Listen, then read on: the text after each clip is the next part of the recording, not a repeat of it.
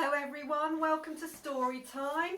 Hooray, it's stopped raining. Oh goodness me, it's so lovely to see the sun. So I hope that everybody who's living in Wales is enjoying this lovely bright frosty weather. It's gorgeous.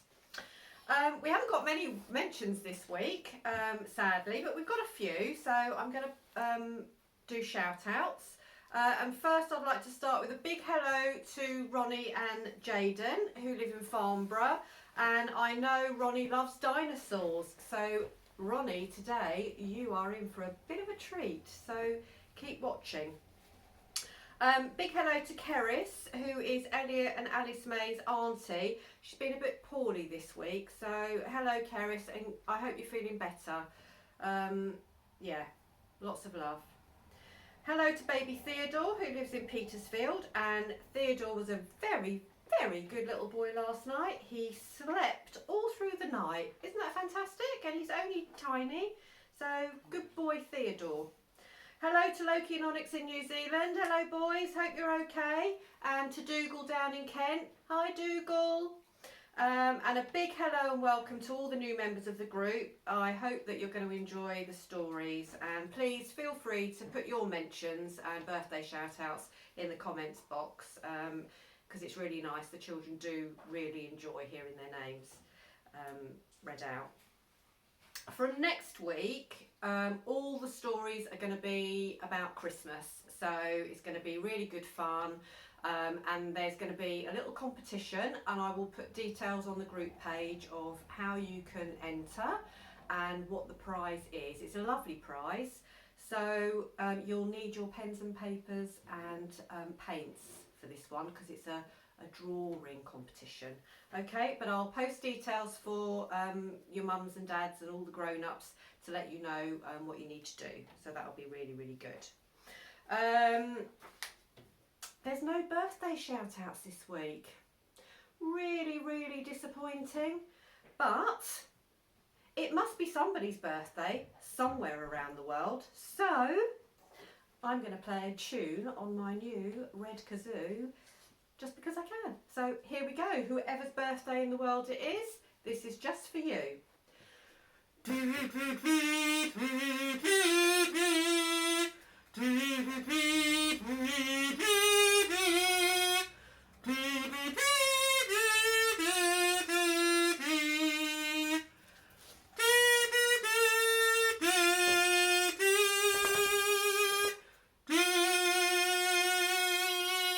There we are, wasn't that lovely? And here we have Darcy, girls and boys. This is my lovely dog, and he just popped by to say hello. So hello Darcy. Now this week's story is about a paleontologist, and a paleontologist is somebody who is really interested in dinosaurs and searching for fossils and learning about the history of the earth, really. It's quite an exciting job to do. So this week's story is called Rumblings, and somebody in the group is in for a big surprise because they're actually starring in this week's story. So here we go. There was a volcano rumbling and rocks were tumbling as far as the eye could see. A young paleontologist called Ronnie was hit by a rock and was worried she'd broken her knee. She tried to escape the tumbling rocks but was unable to get up and run. So she lay down for a while on the boiling hot earth, getting awfully burnt by the sun. Ronnie had been digging for old fossils and bones when the volcano had started to rumble with frightening tones. Just before the rock hit, she had found a footprint on the ground. Then she heard a very scary sound. A growling and roaring came from some trees.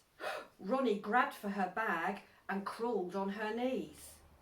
As she struggled along with the sun burning her back, Ronnie was saying to herself, "What on earth was that?" The growling grew louder and louder and sounded very near. Ronnie was getting very worried and full of fear. At last she found some shade under some trees and could feel the cool earth soothing her grazed and sore knees. She sat up and listened for the growl once again, and you will never believe what happened then. A big green and brown dinosaur with a very large head emerged from the trees, holding an enormous white egg. The dinosaur looked straight at Ronnie and let out a deafening growl and a roar. Ronnie was very excited at the sight that she saw. The dinosaur sat down next to Ronnie and said, "It's very nearly time for my egg to hatch out. We must stay very quiet and try not to shout." They both watched the egg crack, the baby dinosaur inside using its fist. What an amazing sight for a keen paleontologist. Ronnie watched in amazement as the egg started to shake. Another crack appeared and the shell began to break. Ronnie could hardly believe her eyes and the sight that she saw.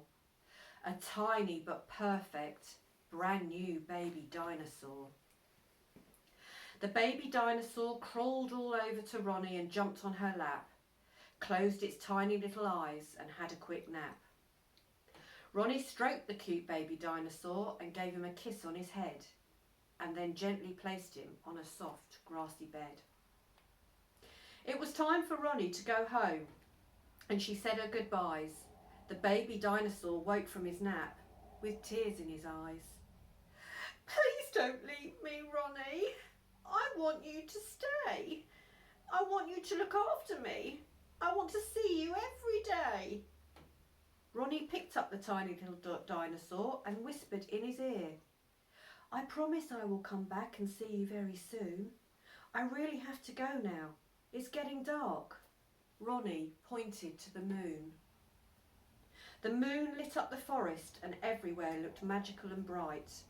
Ronnie skipped to her house in the beautiful moonlight. She arrived at home and ran through the front door, excited to tell everyone about her new special friend, the cute little baby dinosaur. Everyone sat in silence and listened to what Ronnie had done earlier in the day. Amazed that she had actually seen a dinosaur hatch, they didn't know what to say. "You are a very lucky girl to have seen such a wonderful thing," Ronnie's mummy said. "You must be very tired. I think it's time for bed."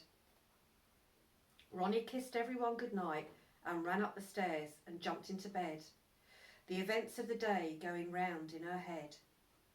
She quickly fell asleep and had a lovely dream. It was about a cute baby dinosaur, the sweetest little dinosaur she had ever seen. Thank you for listening, and I'll see you next week for the Christmas stories. Don't forget the competition. Bye!